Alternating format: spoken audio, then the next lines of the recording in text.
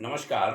भाग्योदय विचार प्रवाह श्रृंखला की 247वीं 247 कड़ी में आपका अभिनंदन। आज रविवार 16 फरवरी 2025 साप्ताहिक चर्चा है। यह हम सब जानते हैं। बहनों भाइयों, अयोध्या के राजा प्रभु श्री राम कहे गए। आज तक किसी ने दावा नहीं किया कि वह अवध का राजा है, अयोध्या का राजा है।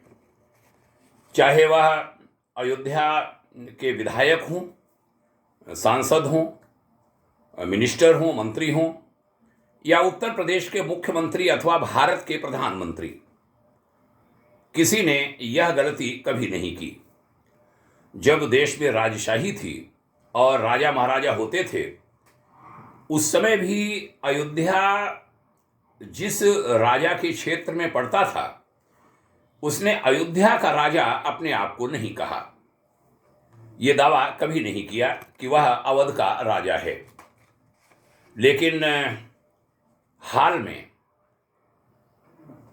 फैजाबाद सीट कही जाती है, वह जिसको खूब अयोध्या प्रचारित किया गया। फैजाबाद नाम पुराना था, अब नया नाम अयोध्या है। वहां से सांसद बने श्री अवधेश प्रसाद जी को अयोध्या का राजा कह दिया गया। हुआ यह कि वह जहां से पहले एमएलए चुनकर आते थे, वहां सांसद रहते। जो 5 उनके यूं कहें कि क्षेत्र में अधीन जो 5 विधायक थे, उसमें से एक सीट जिससे त्यागपत्र देकर वह आए थे, सांसद बने थे, उस पर अपने बेटे अवधेश प्रसाद को वह नहीं जिता पाए। और कहूं कि जो 5 क्षेत्र हैं विधानसभा के, उनके लोकसभा निर्वाचन क्षेत्र के अधीन, वहां एक भी विधायक उनके दल का आज नहीं है। ये वही हो गया ना कि कोई राजा है, लेकिन उसके जो अंडर में राज्य आते हैं, वह सब उसके कोई नहीं है। जैसे कुछ पार्टियां बड़ी हो रही हैं, वो कहते हैं हमारे प्रधानमंत्री बनेंगे 29 में, और राज्य 2-3 हैं और वो भी घटते चले जा रहे हैं। तो क्या कहना चाहता हूं कि अयोध्या को जीत लिया कहना महापाप है, क्योंकि अयोध्या ही अयुद्ध से बना है। माने जहां कोई युद्ध कभी नहीं हुआ। राजा दशरथ के समय भी कोई किसी आक्रमण का कोई प्रमाण नहीं मिलता कि किसी राजा ने अयोध्या पर आक्रमण किया हो। तब से अब तक कोई आक्रमण वहां नहीं हुआ।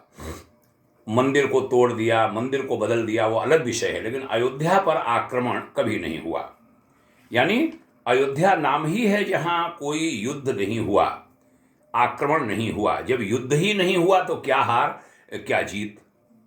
अयोध्या का चश्मदीद एक पुस्तक है, उसको लिखा है वरिष्ठ पत्रकार श्री हेमंत शर्मा ने।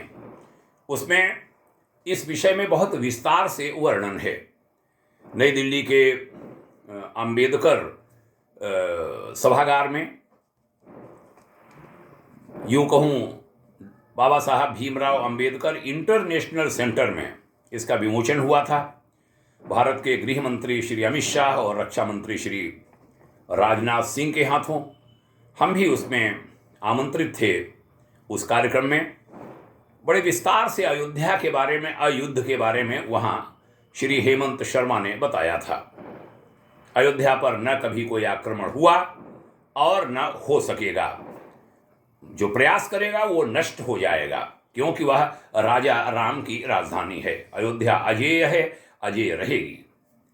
इसके राजा केवल और केवल राम हो सकते हैं, दूसरा कोई नहीं, कोई रिश्तेदार भी नहीं। एक बार कुछ नासमझ राजनेताओं ने यह गलती की, अब अन्य कोई भी ऐसी गलती नहीं करेगा, ऐसा अपराध न करे। यह भाग्योदय फाउंडेशन का निवेदन है।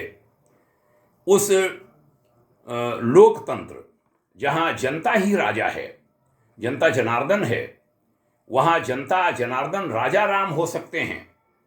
अयोध्यापति जो कहूँ कि जनता जनार्दन अयोध्यापति राजा राम को मानती है, वहाँ वह किसी को स्वीकार नहीं कर सकती, धोखे में भी नहीं, मजाक में भी नहीं। आइए हम ये संकल्प लें कि ऐसी गलती अब दोबारा नहीं होगी। राजा राम के बनकर रहें, उनके खिलाफ न जाएं, इसी में सबका कल्याण निहित है। सर्वे भवन्तु सुखिनः, सर्वे सन्तु निरामयाः, सर्वे भद्राणि पश्यन्तु मा कश्चित् दुःखभाग्। नमन नमन और नमन प्रभु श्री राम को। आपने सुना, धन्यवाद। अन्यों को भी सुनाइए। उज्जवल भविष्य की भाग्योदय शुभाकांक्षा करता हूँ आप सभी के परिवार, स्वजनों, सभी के लिए। जय हिंद, शुभकामना। ओम शांति।